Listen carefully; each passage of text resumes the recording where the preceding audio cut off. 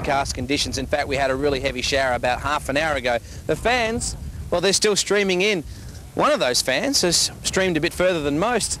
Former World of Outlaw sprint car driver Brad Doty joins us.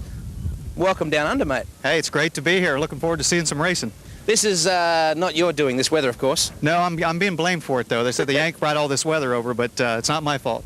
6 American drivers tonight, Brad, is almost as many of you guys as there is of us. That's incredible, isn't it? I mean, I feel like I'm right at home here. Well, I think it's got something to do with the fact that everyone wants to compete down under to qualify for the Knoxville Nationals race, the Kelly and Associates Australia Challenge. That is a big event. Of course, Knoxville National is our biggest event in the United States, and this race along with it, it makes for a great weekend for the drivers. There's 2 guys really duking it out this weekend, Brad. There's Randy Hannigan and Skip Jackson. 2 guys you're pretty well aware of both of their form. 400 points down is Hannigan. Can he do it? Well, he's going to have to win from what I understand, and he's capable of winning. He's won a lot of races already, and yeah, he can do it if things work out right. Well, fellow American Brad Doty gives his vote to Randy Hannigan. As the fans start to file in, let's have a look at the first 14 rounds. Work out why these points are so close. It's November '98. 17 touring sprint car teams meet with local drivers in Kalgoorlie, Western Australia for the first of the 15-round World Series Sprint Cars Championship. Current series champion Skip Jackson was, as usual, quietly confident. Well, there's a lot of good cars here, so with a bit of luck, we should be up there somewhere, I hope. And you got to look around. You got a bigger than an Australian title here. You got Randy Hannigan from the States, who's going to be tough all year. My old sparring partner Brosey is back, so I'm really looking forward to it. It's going to be tough. It'll be the toughest series I think that there's probably ever been. As you know, the racing in Australia's got twice as competitive as it was when I was doing it back in '93, '94. Well, it's race time now, and the main contenders got right into it. Following the retirement of Tatnell and Madsen, Brazier began his charge. It was to take him to a win in the first round. Coming from well back in the field, from position 11, Braz makes the outside line stick. He's about to blow past local hero Ron Cricky from Western Australia. Over to the national capital of speed now, Claremont Speedway for round 2 in Perth, Western Australia. A lot of Western Australian talent on hand, including Max Dumsney, driving the Shawn Enterprises Schnee. Some excellent equipment in the pits. Here is Randy Hannigan, who knows his way around this circuit very well indeed. And what a professional outfit between Hannigan and Milling this year. Skip Jackson didn't suffer so well at the start of the night. Bang! Number 7 car gets spat at the back in famous Foul House Corner. The Jackson team was quick to recover, though, and stay in the race. The start of the main, the atmosphere was electric. The wheels fell off the Tatnell machine, sending him to the rear for the start. Meanwhile, the race was getting serious for the front runners. Jackson led early, but the hurricane was about to blow in.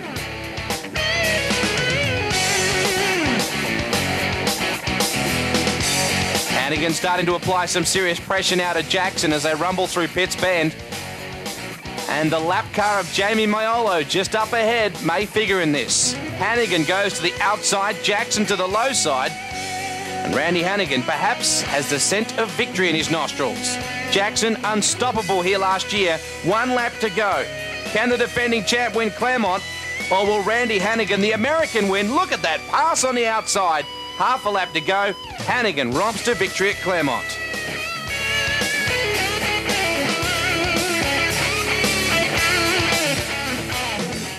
You know, to win here is a great accomplishment. You know, being the oldest speedway in the world and being able to come here, it makes me real happy. I guess it wasn't meant to be. Randy done a great job, and I'd congratulate Randy. The skill team done a great job all night long. We were second quick. We run a dash, and this went quite the head. But I really appreciate all the help that everybody gives me to keep this still going. Thanks a lot. It's about time we got a podium finish here. It's been a while, but congratulations to Randy. He did a super job, and I was really happy the car was there. Sean and the boys did an excellent job in the Valvoline car, and I'm really happy. Max is happy now, maybe not tomorrow night. Here we are at Bunbury for round 3 with Robbie Farr. Last night we just missed. We just weren't there to start with. We really struggled last night, but yeah, that's okay. Tonight's a new night. At least we didn't have to wait a week to find out, to get it going. The trademark cheeky grin of Max Dumsney might well be wiped off right here. Driving the Shawn Enterprises Schnee, he's coming up behind Dean McComb here. Going into turn number 1, he's about to ride a wheel big time. Take out the Bunbury concrete hard. Boom! Big hit for Max Dumsney, and he's a very sore boy after that one. So I screwed up. I didn't allow myself enough room to get around the outside and went for a ride. There's quite a bit of damage. We've sort of cobbled it up a little bit, and we're going to go out and try, but who knows. Well, with his tail up after a win the night before at Claremont, Randy Hannigan was again unstoppable, sprinting away to record his second win at the Bunbury City Regional Raceway in round 3 for $500,000 World Series Sprint Cars.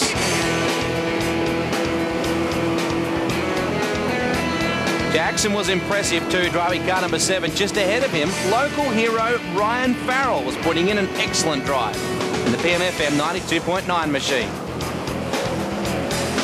Brooke Tatnell and Trevor Green renewing old acquaintances. And Mark Wells, the Geraldton Jet, trailing them both home. With 1 lap to go though, it's all Randy Hannigan.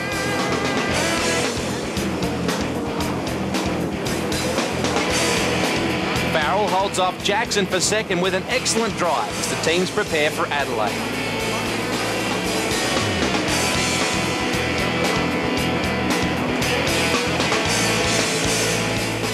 My car is working really good, and my team's got a lot of momentum behind us right now, and you know, these wins go out to my team. You know, that makes my job pretty easy. After 3 rounds, let's look at the points. Jackson narrowly ahead of Hannigan by just 30 points from Brazier, Farrell and Ron Cricky. In Adelaide, South Australia now for round 4. The race is certainly on. The consistent Jackson will lead Farr and Tatnell in the race to the checker. This is one of the most entertaining mains of the series. Excellent crowd at Speedway City. Huge field of cars. There is Kerry Madsen to the right of the screen. Robbie Farr really starting to show some form in the O'Brien Aluminium number 3 after a disappointing Western swing for the action man of sprint cars in Sydney. Brooke Tatnell, always fast at Speedway City. However, it was the little fella with the glasses, Skip Jackson, the Pennzoil skilled car, was able to look very strong and win the round at Speedway City. Brooke Tatnell trying everything he possibly could to run down the leaders. Over another state border now into Victoria to the Avalon Raceway. Oh, Andrew Shirley biting it big time. Jackson set fast time with Adelaide's Chaz Calandro, the highest qualifier. The main event eventually got off to a clean start. Hannigan's race was short when his machine hauled an oil filter, forcing a frustrating retirement. After the retirement of Tatnell with camshaft failure, it was win number 2 for Gary Brazier, with Jackson, Madsen and Green close behind.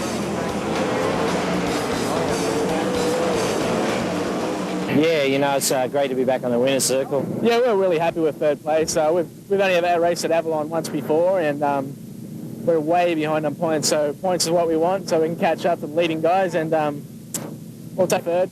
Following the Christmas break, the teams descended on the rural city of Horsham in Victoria, where some of the drivers had trouble getting hold of the track. Thought Max was going to have quick time and then come back into the infield, and the guy said I got quick time, so it was, it's pretty good to know that I did that. It's pretty slick, and you just need a lot of throttle control. I still reckon Skip Jackson will be there at the end, and Max. South Aussie Phil March led the field away at the greens. It was going to be a battle of throttle control, keeping that right rear tyre protected. Tatnell would keep the pressure on Phil March the entire race. Pretty cluey though was Marchie.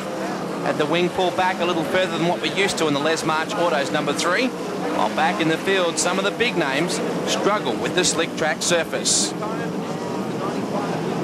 At the checker, it was still March ahead of Tatnell and Jackson. It was a pretty impressive race considering the conditions. Yeah, it's quite good. New track for everybody, so everybody starts on even footing, so we're quite pleased. Joining the chase for points was regular Aussie visitor Danny Smith, who had come a long way. It was a 31-hour trip to get from home to the racetrack last night. And another 6 hours of racing, so by midnight I was ready to go to bed. The second Adelaide round was one some would rather forget, while Mike Van Bremen drove the race of his life. What an effort this is. To hold Brooke Tatnell out at Speedway City is a feat all on its own, but when Brooke is really aggressive like this, Van Bremen, fantastic. Hannigan sprinted away from local Trevor Green, while Andrew Shirley had a night that he would rather forget. Back at the greens, and Trevor Green alongside Randy Hannigan, Tatnell squeezing in there as well. Dean McComb having a pretty impressive run. Max Dumsney, Robbie Farr, Skip Jackson up the front of the order as well. Hannigan would sprint away from local Trevor Green, while Tatnell, March and Jackson race for the placings. Robbie Farr coming back onto the track. McComb getting tangled up and front end damage for him. Hannigan looking very settled. His second appearance ever at Speedway City, he takes the win. Horsham fast time winner Marty Perovich got off to a bad start at Nyora, with the tight Victorian track providing the large crowd with close racing. The incident-packed race was stopped when Trevor Green wrecked. This is going to be a really nasty wreck coming up for Green here. McCallum giving us a good look at race cam. Back there with Danny Smith. This is a really tight little racetrack. Look at him just push him in there. Very sideways. And Bill March it was, diving through on the inside, almost took out the ambulance. Oh, Brazier. Very aggressive. Look at this field. Oh, Trevor Green. Here it is, a nasty crash in the Adrad car. When the race resumed, Hannigan, Jackson and Tatnall put on a classic duel that the crowd absolutely enthralled. At the end, however, Hannigan would finish ahead of Tatnall and March, but Jackson just a little too late in the last race of 98.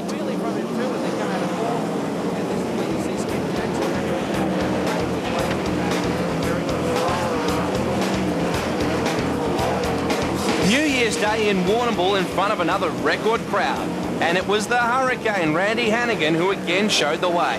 With the racetrack super fast on the bottom, there was little passing, and the American led the 30 uneventful laps from Brazier and Tatnall to close the points gap on series leader Jackson as the series passed the halfway mark.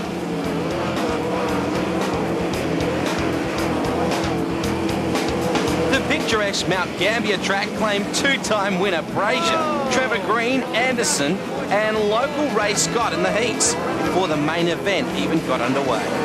Jackson set the early pace with the field in hot pursuit. Through the lap traffic, though, Tatnall closed until he tripped over Jackson's wheel and was forced to withdraw. Sometimes you should never get out of bed. Back in the pack, Jensen surged past Dumsney and Shirley, while Hannigan stole the win from Jackson in the closing laps to take the series lead. Scott Milling, Shields and Bertacco tangled in the heats at Newcastle before the field formed up for the start of the main. A first lap incident took Robbie Farr out, but on the restart, a real battle developed between the series leaders. It was Jackson who finished ahead of Hannigan and American Phil Gressman, with a hard-charging Kerry Madsen really working hard in the 49. Jackson had resumed the points lead. As the field formed up at Parramatta for the O'Brien Nationals, the large crowd rose to their feet. When the green dropped, though, it was Brazier who led the way. For the second time in as many races, Farr was the loser in a racing incident. Madsen, Jackson, Schaefer, Tatnall and Hannigan chased Brazier, but as the race unfolded, he increased his lead. In the end, Brazier took the flag ahead of Madsen, Jackson and Hannigan.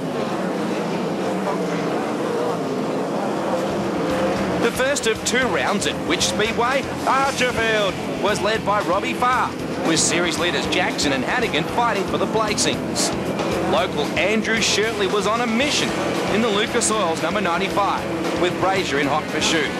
Hannigan slipped around the outside of Farr to record a clear win, with Jackson in third place. The seesaw points lead now belonged to Randy Hannigan. Gary Brazier led the field of the $15,000 to win Australian Open, but surrendered to Gressman on the first turn. Jackson battled with Madsen as the field started to settle down. Ooh, the first red came on though as Jensen quickly stepped out of a very hot seat. Brazier passed Gressman for the lead as Madsen kept in touch. Jackson kept in front of Hannigan as the leading pack started to close on Brazier. Hannigan made his move on a wheel-standing Gressman. Both cars touched and were forced to retire. The red light allowed Brazier to fix a flat tyre that handicapped the car, and he went on to win from Madsen and Jackson, despite little moments like that. With one round to run, Jackson holds a narrow lead over Hannigan. And that brings us to Parramatta City Raceway for the round that will decide the series winner. Despite inclement weather conditions, look at the crowd that's packed in there. So, who is going to win? I like my chances of young Gary Rush Jr., but hasn't been in the car long enough, so I'd have to say hopefully Randy Hannigan. Excuse me, ma'am, could you tell me who you think might win tonight? Well, there's only one person, that's Todd Schaefer. And why would you say that? I'm partial because he's my husband. You guys go home pretty soon? Tomorrow. Had a good trip? Wonderful trip. Best trip I can had to date. How does Australian sprint car racing compare to what you used to back in Pennsylvania? You race a lot more on an average night than the guys do back home, but pretty much the same. It's good hard racing and it's just great. Do you get nervous watching Todd race? Yes and no. At first I'm a little nervous because he had a bad accident a couple years ago, but that involved fire, didn't it? Involved fire, and it was a real scary deal, and luckily he made it through that. But I really get into it and cheering and hollering, and yeah, I enjoy it. Is it a glamorous life being a racer's wife? You can say that. Not as much as being the driver, but yeah, it is. Need to ask you a very important question. Who do you think's going to win tonight? I would say Kerry Madsen could be a big chance. Yes, everyone's agreeing. Why, there's little doubt that Kerry Madsen will continue his outstanding form of the last 2 weeks and carry out the feature race tonight. Wow, this guy needs a job. This is fantastic. Kerry Madsen fans, they're always the loudest here at the Speedway. Mate, tell me, who is your favourite driver? Robbie Farr. Why is that? What do you like the best about him? He's a good driver. My mum asked him for his phone number. Really? So what, she thinks he's pretty hot? Yeah. Well, in these tricky conditions, probably the best question we could ask each driver is, Trevor Green, how good are you at breaststroke? Not too good, Wade. I'll probably sink, like we all are in the pit area, but it's great to see Dave Landon's promotion of Parramatta City Raceway try and get this race in. You know, we've all been travelling for miles and we've been here a week, and I think it's just a great commitment to sprint car racing from Dave to really bust his gut and get this race on. Early in the night, it's going to be tricky. It sure is, Wade. We're not sure if we're going to get the time trial yet. We're all in the lap of the gods at the moment. We're not sure if we're going to get one race in, 2 races, or the whole show. And hopefully for the guys running for the championship, Skip Jackson and Randy Hannigan, they can get this show in and it can be won fairly and squarely and not by a rain delay. Well, how do you get a 2-horse race in a field of over 50 cars? Well, what you do is you inject Randy Hannigan and series leader Skip Jackson with a buffer of only 400 points between them. And Skip Jackson, you're looking to make it your 3rd championship in a row, and the little bloke from California is proving to be a problem. A big problem. He's been right on me all year long. We've raced hard, we've raced clean, and he's right there in the point race as well. So what do you think of his haircut, Skip? Scary. He used to have black hair. Why on earth would he have blonde hair now? He's a silly Vegemite, isn't he? Maybe he's taking the wrong kind of Vegemite. I'm a little bit scared now. My little boy AJ is a Randy Hannigan lookalike. That's really scary. The challenge for you is you've got to treat tonight like any other race, don't you? Absolutely. We've got our 50 bonus points. We're here on time. We're out here watching them roll around the mud, so we just got to go out there and give it our best shot. Can you win? Yeah. Fair enough. He's straight from the hip. That's Skip Jackson. Now look at this for a haircut. You might recall from our coverage earlier in the season, it started off black. It's white now. 400 points. That's just another race, you know. I mean, we lose this deal, we lose it because it's our own fault, you know. I mean, we fell out of races and didn't make a couple of shows, but, you know, at least they know we're here to race. What an adversary you've got. I mean, he's been a worthy opponent all year, hasn't he? Yeah, that's Mr. Consistent, you know. I mean, and you got to take your hat off to him. You know, he's the guy that's always on the podium. Well, there's an enormous amount of mutual respect there, isn't there? But I fancy that will go out the window. As we stand on the gas, heat number 1 of World Series Sprint Cars, it's quite dark already. This enormous amount of rain that has fallen on the venue has caused its problems. Steve Kanes, former speed car driver, the beautifully turned out Indy World Welding Services number 92 starts on pole. Alongside him, Drew Cruck from Queensland, Peter Attard from 3, John Shaw from 4, Adrian Marr from 5, from 6, the excitement machine, Kerry Madsen. John Shaw floats up a little high. One of the faster guys towards the back of the field. Skip Jackson is one of them. Into turn 3 and 4, you can see the guys are really going to need to be careful tonight. No just barreling in and throwing the thing off the end of the corners. End up on your head in a heartbeat. Madsen trying the outside groove. Marr, good move on the inside of Peter Attard, the Eagle 1 CR&D twister chassis. Attard characteristically coming back hard on the inside. There is Madsen in the 49 car, relatively unsponsored this year. Back behind him is John Shaw. There's plenty of clay on these cars, isn't there? And that's one of the concerns as the races wear on. You get a build-up of clay, and it starts to change the weights on your car. Now, remember earlier in our coverage this year, we saw Kerry Madsen and Peter Attard getting together quite a few times. There exists a fairly friendly rivalry between the two, but neither one wants to get out of the gas, and that's what you're watching right now. Madsen on the outside, the flying chicken farmer from Eastern Creek, Peter Addard on the low side. Out of turn number 2, there's just not quite enough racetrack up there for Kerry Madsen to make this thing stick. It's very heavy through there. Look at that, Madsen bicycling through the holes. Track is very soft. Adrian Marr just up ahead of Madsen. Well, they say up high you fly, down low you slow. That's not always the case. Look at Madsen throwing caution to the wind here. That move didn't pay off, but he certainly let Marr know he'd better be careful the next time around. Cruck is up ahead. Shaw running the low side, trying to run down Peter Attard. Here comes Madsen again with these blitzkrieg attacks through the middle of the track. Marr, head down, a look of total concentration on his face, if we can see it, because they've got to pick the right lines. You can't just get in the corner and hope the car will turn left. With these big aerofoil wings, they do turn left a lot easier than a normal car, but look at some of the holes that are forming in this track. 3 days of consistent rain have made it like a waterbed. Addard sitting in behind Madsen. Marr is actually running in about 2nd or 3rd spot at the moment. Drew Cruck is doing remarkably well. There he is, our race leader in the Titan garages. Number 36 Eagle chassis. And he absolutely flew on O'Brien Nationals night, finishing 3rd in the Gary Patterson Memorial. And look at him, get the car a little unsettled back onto the main straight. There's the reason why turn 4 is the most chopped up. Last lap now. Drew Cruck is going to take a well-earned victory. Any win tonight is going to be a good one. Certainly won't be easy. Once again, floating out of turn number 4, Cruck takes the win. Back in 2nd spot, Adrian Marr. Madsen had trouble. Back to Addard and Shaw. Kerry Madsen struggles across the line after looking very good early. So Drew Cruck in car number 36 out of Queensland, driving for his father Reeve, takes an excellent win in heat number 1. Well, he'd be pretty happy with that. We get set now for heat number 2.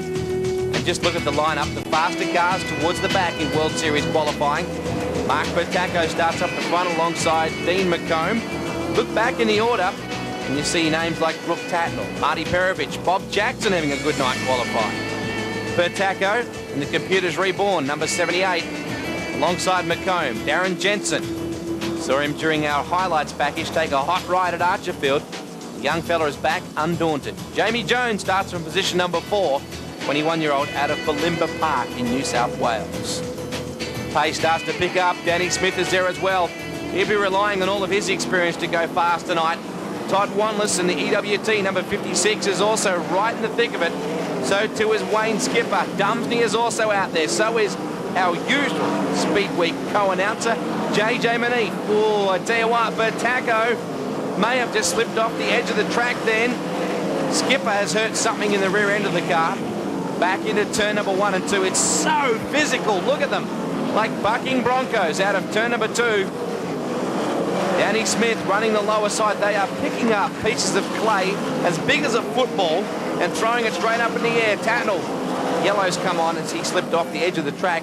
Wayne Skipper, the O'Brien Aluminium, number 24 Gambler, bringing out the cautions. Dean McComb, former 4-time Australian leader car champion consecutively, thank you very much, out of Queensland and a former state sprint car champion of that state.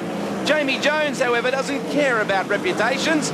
He's making a big move on the inside, the plucky youngster. Bob Jackson starting to come forward as well, and Jamie Jones, new race leader.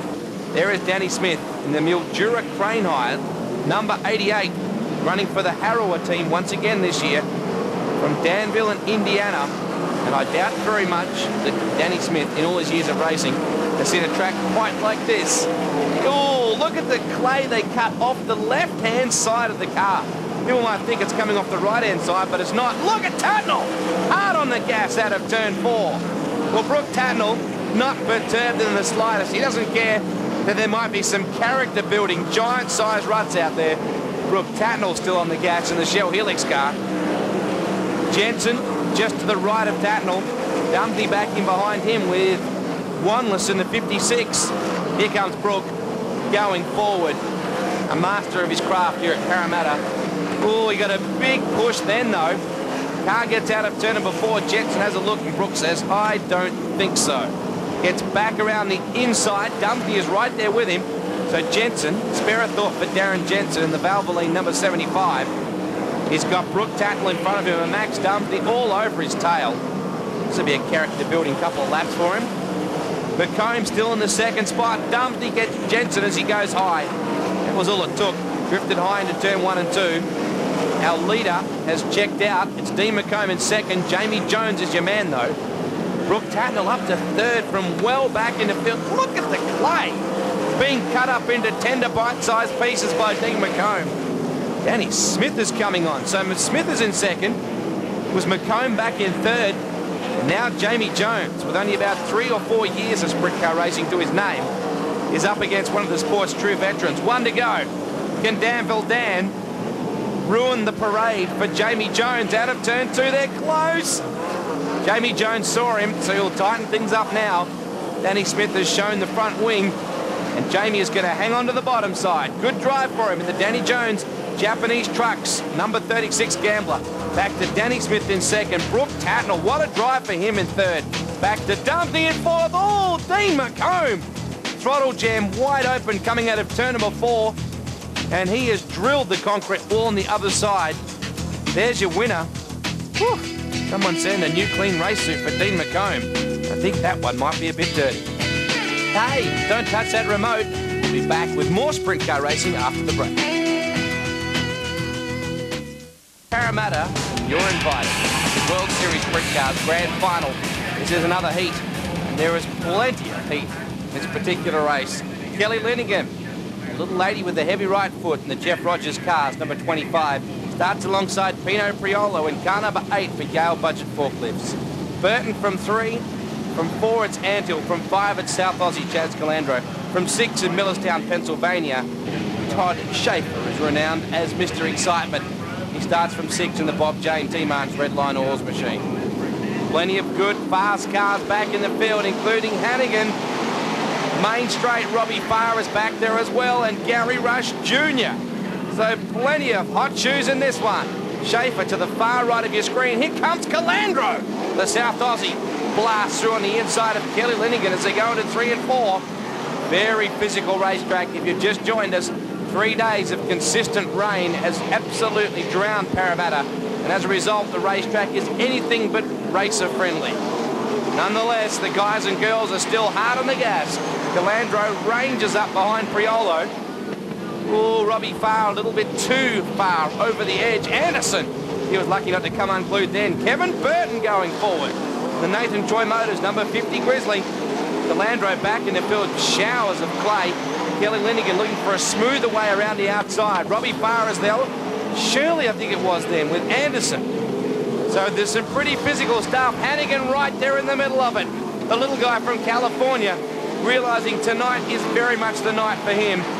He's got to do something spectacular because Skip Jackson will be playing the percentages game.